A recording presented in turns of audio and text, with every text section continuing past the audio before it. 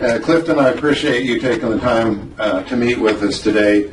And, and I've heard you talk about entrepreneurs think differently. And I think you've been talking about it around the country, and I'm starting to realize that we need everybody to think like that, not just the people that are going into business for themselves. And so today, I'm talking about the people that are on our technical training programs in the schools across the country. And my objective is to talk about the need to give them some training to learn to think like entrepreneurs in addition to their technical training, so that they'll be a little more agile when they come out into the world.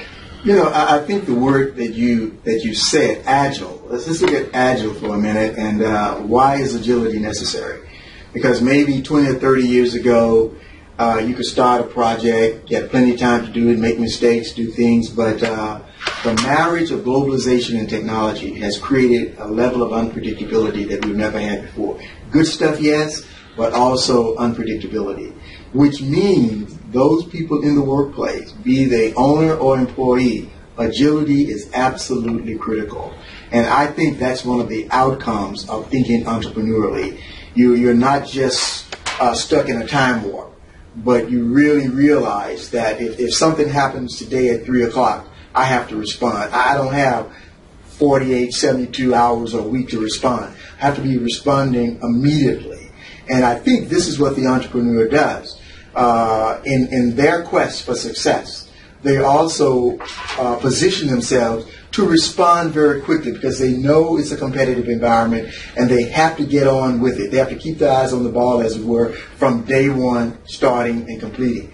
And I think being able to think that way will have impact no matter where the person might be. It's just being able to turn on a dime and do what you need to do in order to get it done. Yes, as we learn with the Ice House program, we know that it's not easy to teach people to be entrepreneurs, and it kind of has to come from inside. And as you know, I'm a big believer in the Ice House program because it is a way to sort of inspire people by studying other entrepreneurs. So I'd like it if you could tell us a little bit about how you came to get involved with Gary Schoniger and the Ice House program. Well, I call this my 2008 story because that's when it happened, right here in this particular conference room. Gary had come to town to do some work and interview a number of people, and my name was given to him. And as a result of that, we began to talk in terms of what was my driver, what drove me into the area that I found myself over the last 20 years.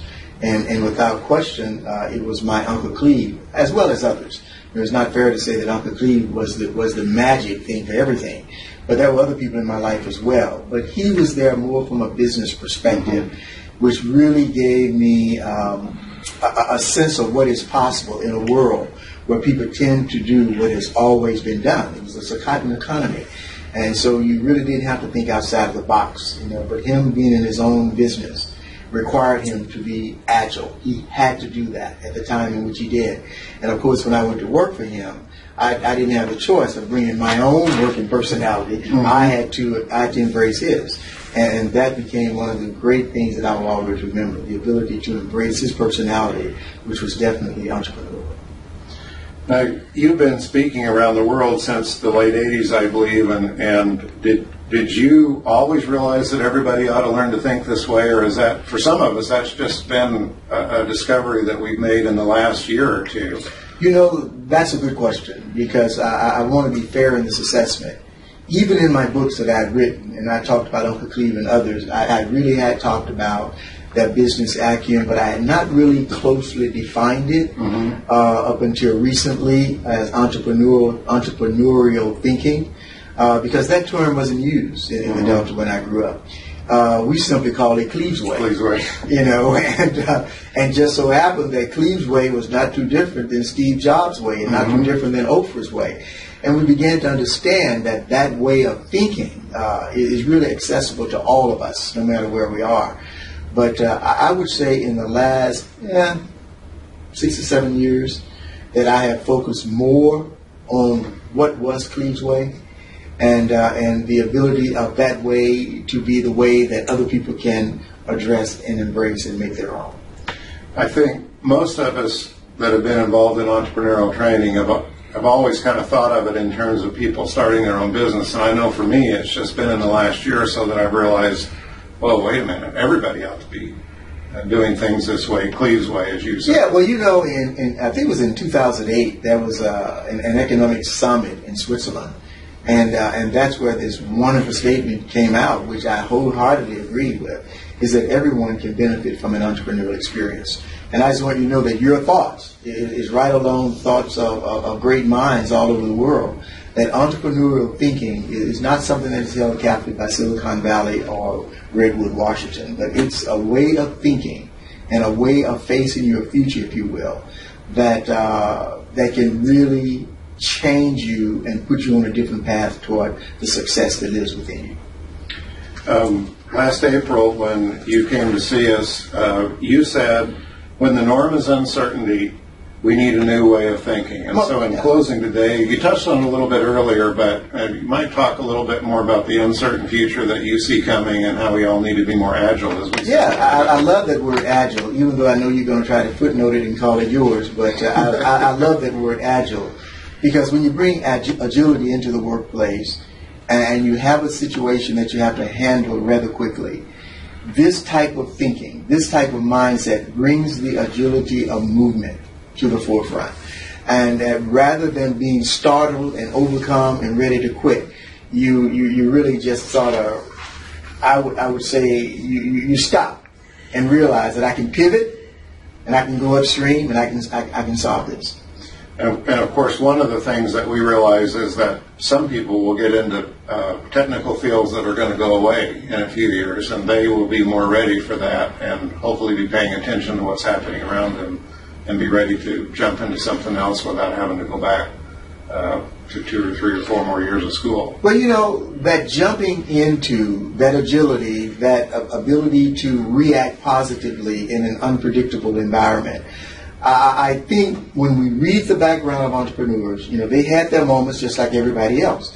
But one of the things that really makes it worthwhile and worthwhile discussing is they didn't build their house at their worst moments. They didn't park their life there. They really understood, this is a vision that I have, and I'm going to let this vision drive me. Even though outside circumstances are saying something different, I know what's inside of me. And because of that, I'm going to commit myself to the task at hand. And I think that is the agility that has place, whether you're a student, whether you're an employee, or whether you're an owner of a business. Globalization has brought about an interdependence, much more than we ever thought before. And advancing technology has created a whole different mindset regarding how do I solve problems. So being an entrepreneur and thinking entrepreneurially really positions you well to operate successfully in a world that is being defined by globalization and advancing technology. Well, very good. And again, we appreciate your time today, and we're talking to educators and about this notion that we ought to be including some of this entrepreneurial thinking in our technical programs. Is there anything else you'd like to add before we close? You know, business schools, technical training, that's part of what America is, and it will always be that way.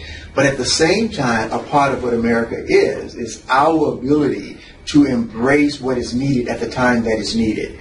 So I think, just as both of us, is that educators, whether it's in the business school or technical training, are coming to the idea that I can teach more than just how to do this one thing. Mm-hmm. And I think what the entrepreneurial mindset does, it gives us the ability to have a broader spectrum of thinking, that we can do this plus. And I think the plus that can be brought into these academic environments is a good, heavy focus on entrepreneurial thinking. Well, very good, Clifton. Thank you. You're perfectly welcome, sir.